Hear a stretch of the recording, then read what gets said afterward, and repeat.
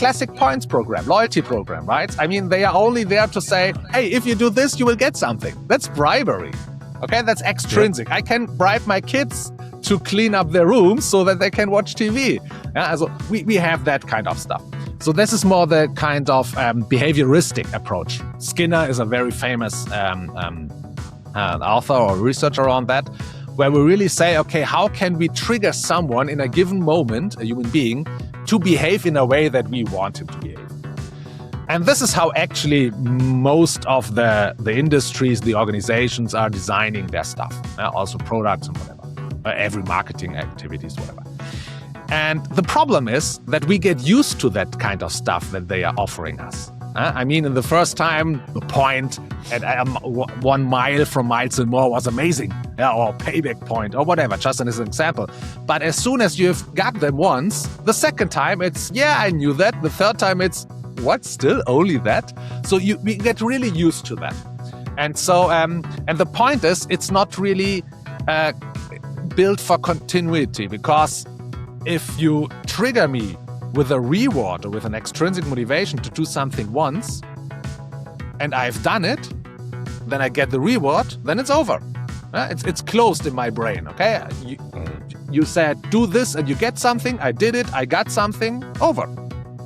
The task, you need to be motivated because you don't like the task or whatever it is. Now, if I give you an amazing reward at the end, your brain is totally focused on the end, right? So, okay, I want to do this activity so that I can go to the end. This way, you have already designed conditions where your brain is only looking for the most efficient way to the end. Okay, this is the activity I don't like to do. There's an amazing reward. Let me do it the most efficient way to get to the amazing reward. So you're not looking to the left or to the right. So you're only doing the one thing that's most likely getting you to the end, to the result. That's the opposite of being creative, right? That's the opposite of being problem solving. You don't want to risk anything. And at the same time, and that's really interesting, and this is from a book that's called Dopamination. They did a huge research on that kind of stuff, where they figured out that if you have an activity and you would rate the activity from 0 to 10, 10, whoa, it's amazing, 0, I hate it, let's say, and you would say it's a 6. And then you come as a manager and say, it's a 6, really? Oh, I'm sorry about that. Do you know what? I will give you a reward for that. I appreciate you that you're doing the activity. It's only a 6. You don't like. Okay, here's a reward. So now if you ask the person again how she likes the activity, now it's a 4 or 5. Because in comparison to the more attractive reward, the boring activity looks even worse. But as I said, on a production line, you have that kind of activity, you have that kind of motivation, extrinsic one. Human beings, from my point of view, are much more influenced by context around them as by their own ability to do something. I know people who are extrovert, but as soon as they are going into a particular environment, like, I don't know, family party, they're introvert or whatever. So, I mean, it's a very easy example, but it's less about our own traits and more about the context we are behaving in. And the companies and organizations, when it comes to motivation and to behavior, they are throwing the responsibility for the behavior to the individual. And then also it makes sense. If you say, okay, if someone behaves bad, I need to be able to, that he's responsible for that. But they totally deny their responsibility in context design. And this is why they come with more rewards, because then it's you. Now you have to be disciplined enough to do the stuff that I have designed for you that's bad, but now it's on your discipline, on your responsibility, because you are getting the reward, or whatever. And I think all these things come together, and that will make it even harder in the future. Yeah, I mean, that's a great point, the kind of the individual responsibility sort of perspective. And to be fair, I do believe in that, but I do also think from a leadership perspective in businesses, there's a lot of CEO types out there who want to have it both ways, where it's personal responsibility for the people they're leading, but not for themselves. And you're so right, that context, ultimately that comes from the top, that organizational culture, that team ethos, whatever you want to call it.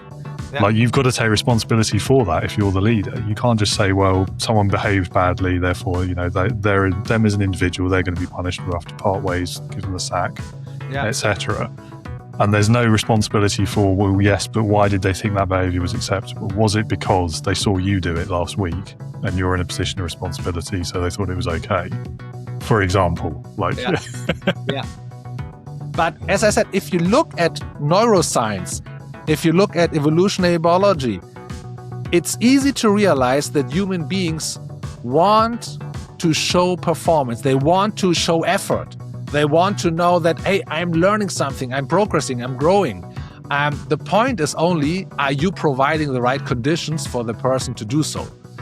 But that's a totally different kind of lens to look through. It is, but it's the leadership lens, in my view.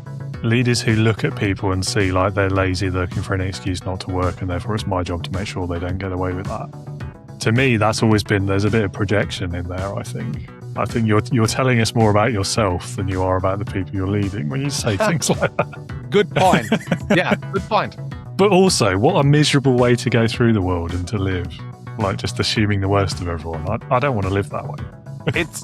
You're so right. What and this is a little bit my mission.